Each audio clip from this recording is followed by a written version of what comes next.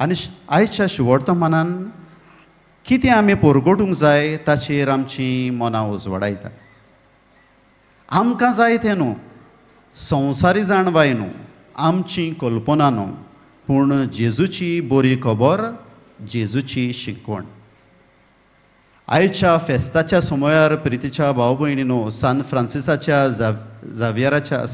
जावियराच्या कुडीचेर नदर मारून आमी ताच्या रेलिकेचेर वेनरेशन करून आमी आमच्याच जिविताक 3 अशे आवंडे दवरुया.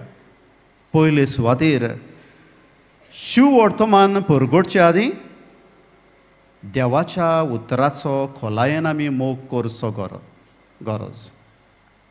सान फ्रांसीस जावियरान देवाचें उतर वाचून ताचो अभ्यास करून ताचेर नियाळ करून तें आपल्या जिवितांत आपणायलें.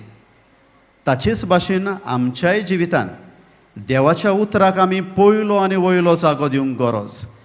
ताचेर दर दिसाक नियाळ करूंक गरज आनी देवाच्या उतराच्या उजवाडाचेर आमचीं पावलां मारूंक आमी प्रयत्न करूंक जाय.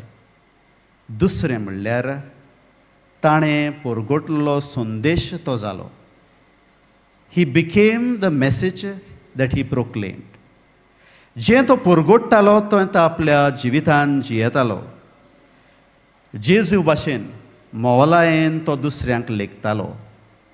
आपस्वार्थी न्हू, पूण निस्वार्थी जिवीत तो जियेलो.